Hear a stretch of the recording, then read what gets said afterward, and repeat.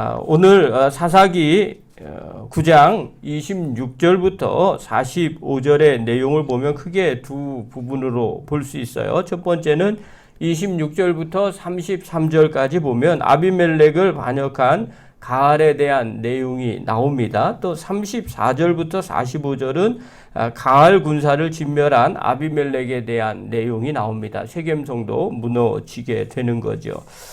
우리가 세상에 살면서 사람들이 자신이 행한 대로 그 행한 모습 그대로 또 다른 사람이 할 때 그것을 알아차리기가 쉬울까 어려울까요?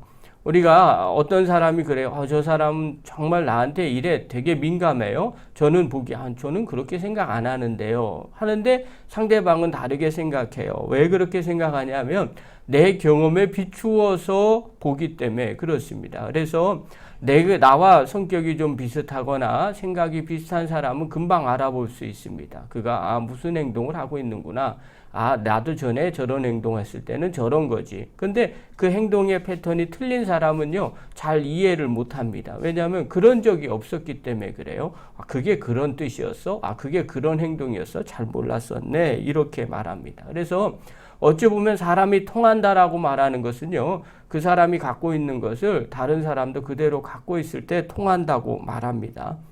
그래서 혹시 신앙생활 하면서 나랑 너무 마음이 잘 맞는 사람이 있습니까? 그러면 내 생각과 내가 판단하는 것과 같은 판단을 하는 분일 수 있어요. 또 반대로 나하고 너무 안 맞습니까? 자꾸 눈에 거슬립니까?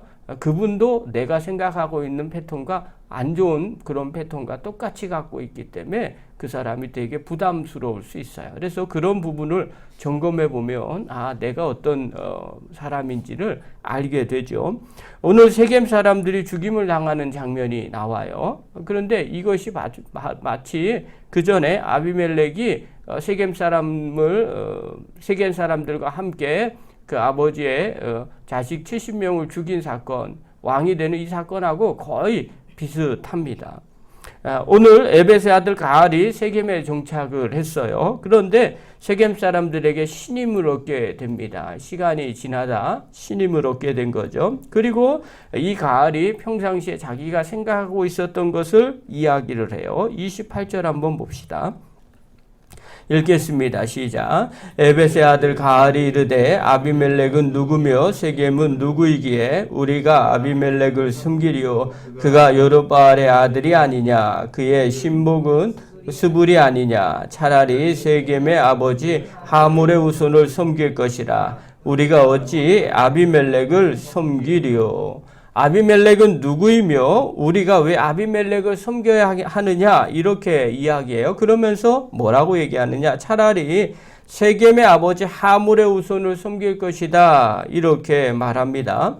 자, 세겜의 아버지 하몰은 창세기에 나오는 인물이죠. 아브라함 당시에 세겜성의 추장이 바로 하몰이었어요. 자, 이 내용을 보면서 어떤 분은 이렇게 해석을 해요. 이 가알이라는 사람이 세겜 사람이었을 것이다 이렇게 얘기해요. 하몰의 후손이었을 것이다. 그래서 아브라함 당시에 나오는 세겜의 추장 하몰을 섬길 것이다 이렇게 말했다고 얘기를 해요. 그런데 이것은 좀 해석이 그렇게 가는 게 아니에요. 이건 반어법적으로 바라봐야 돼요. 무슨 뜻이냐면 아비멜렉이 우리와 무슨 상관이 있느냐. 아비멜렉을 섬기느니 차라리 이방인의 후손을 섬기는 게 낫지 않느냐. 옛날에 이 세겜성에 추장이 있었지 않느냐. 이방인 가나안을 정복하기 전에 그 사람이 하몰이었잖아요. 그러니까 이 하몰을 이방인 후손 하몰을 섬기는 게 더 낫지 않느냐. 그러니까 하몰과 관계가 되는 사람이 아비멜렉이냐. 차라리 이방 사람 하몰을 섬기는 게 훨씬 낫지 않다. 훨씬 낫다. 이 말은 지금 아비멜렉을 섬기는 세겜 사람에 있는 너희들은 세상 말로 표현하면 바보다. 왜 아무 관계도 없는 이 사람을 섬기느냐. 차라리 세겜에 관계가 있는 옛날에 여기 살았던 족장 하몰을 섬기는 게 훨씬 더 낫다. 그러면서 이야기하는 거예요. 가알이 말하기를 만약에 나를 장수로 세워주면 그러면 내가 성사람들과 함께 이 아비멜렉을 제거할 수 있다. 이렇게 말을 하죠. 그러니까 아비멜렉을 섬길 필요가 전혀 없다. 그걸 섬기느니 차라리 이방 사람 전에 있었던 하물을 섬기는 게 훨씬 낫다. 그러니 이제 우리 한번 들고 일어나자. 뭐 이런 의도죠. 자, 이 말을 그때 당시에 성을 다스렸던 아비멜렉의 수알인 스불이 듣게 됩니다. 그리고 스불이 아비멜렉에게 보고를 하게 되죠. 가알이 이런 반역을 하고 또 세겜 사람들도 이런 생각을 갖고 있는 것 같습니다. 왜냐하면 우리가 전에 해봤기 때문에 그래요. 우리는 같은 고륙이지 않습니까? 이러고 사람을 죽이고 그리고 왕이 됐던 전적이 있기 때문에 이 사람들도 금방 배신한 것 같습니다. 이렇게 보고를 하고 매복했다가 이들을 칩시다. 이렇게 말하죠. 자, 군대를 매복한 아비멜렉을 이제 가알이 맞서 싸우게 되지만 승리하지 못하고 결국 성에서 쫓겨가게 되죠. 그리고 난 뒤에 바로 아비멜렉은 세겜 사람들이 밭으로 나오게 되어 성을 떠나서 그 틈을 타서 그들을 죽이고 성을 헐어버리고 소금을 뿌려서 저주한다라는 게 본문의 내용입니다. 오늘 이 본문을 통해서 우리가 몇 가지를 살펴볼게요. 첫 번째가 뭐냐? 성도는 이면을 좀 볼 줄 알아야 된다는 겁니다. 우리가 신앙생활할 때 아니면 또 세상에 살아갈 때 항상 이면을 보시기를 바랍니다. 웃는다고 웃는 게 아니라는 거 우리 알잖아요. 또 인사한다고 진짜 인사하지 않는 것도 우리가 알고 있습니다. 오늘 본문에 보면요, 아비멜렉과 세겜 사람들이 서로 대적하면서 싸우는 장면이에요. 불과 3년 전만 해도 어떤 일이 벌어졌어요? 아비멜렉이 세겜에서 왕이 될 때 우리는 한 고륙이다 하면서 긴밀한 관계가 이들의 관계였어요. 그런데 가알로 인해서 사람들의 마음이 변하죠. 변심을 하고 그리고 대적하고 또 아비멜렉은 군사를 동원해서 세겜 사람들을 전멸하는 그런 일을 벌이게 돼요. 왜 이렇게 사람들이 변했을까요? 뭐 여러 가지 이유가 있겠죠. 겉으로 보기엔 정치적인 이유가 있고 또 가알이라는 사람이 들어왔기 때문에 그렇습니다. 뭐 이렇게 표현할 수 있겠어요. 그러나 그 이면을 보면 그것은 하나님의 계획이었죠.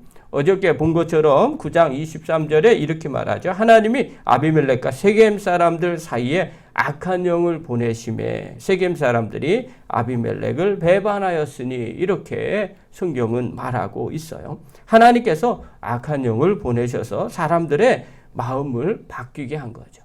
자, 이면을 보지 못한 사람들은 어떻게 해요? 가알이 있었죠. 가알이 선동했어요. 또 세겜 사람들이 그 말을 듣고 혹하고 바뀌었어요. 이렇게 말할 수 있습니다. 또 아비멜렉도 못 믿고 군대를 동원해서 그들을 쳤어요. 뭐 이렇게 해석을 하겠죠. 그러나 그 이면에는 어떤 것이에요? 하나님의 계획이 있었죠. 악한 영이 가알과 세겜 사람과 아비멜렉의 마음을 모두가 움직였던 거예요.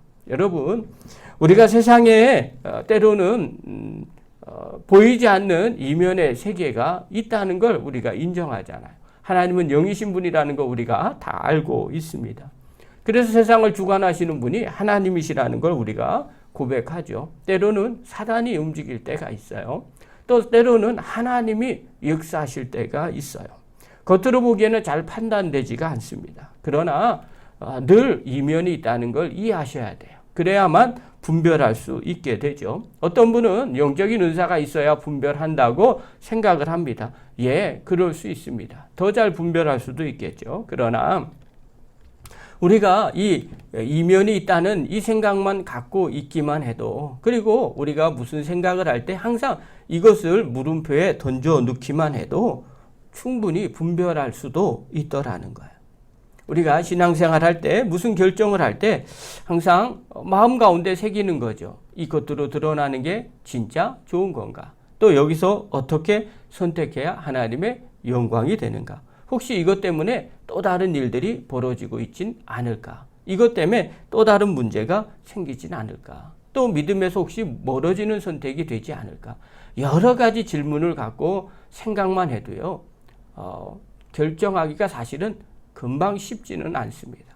그러나 그 이면에 무엇이 있는지 또 어떻게 흘러가는지는 조금이라도 더 파악할 수 있게 되더라는 거예요. 신앙생활 할 때도 항상 그렇습니다. 이것이 과연 하나님께 영광이 되는가? 또 나에게도 영광이 되는가? 또 다른 사람에게도 도움이 되는가? 이런저런 생각을 하게 되면요. 이 이면에 어떤 일들이 벌어질까? 이 일 통해서 어떤 결과가 나타날까만 생각을 해도요. 100% 분별할 수는 없겠지만 어느 정도 분별할 수 있게 되는 겁니다. 사랑하는 성도 여러분, 좋은 게 좋은 게 아닙니다. 때로는 안 좋은 게 안 좋은 것도 아닙니다. 정말 중요한 것은 이것이 과연 얼마나 하나님이 인도하고 계실까, 또 하나님이 어떻게 역사하실까, 그것들을 바라볼 줄 알아야 됩니다. 그러므로 성도는 겉에 있는 것만 보지 마십시오. 때로는 이면을 볼 줄 아는 그런 믿음의 종이 되기를 간절히 축원합니다. 두 번째로요, 어리석은 자가 되지 않았으면 좋겠습니다. 오늘 본문에 보면요, 세겜 사람들의 어리석음에 대해서 조금 나와 있어요. 41절 한번 보십시오.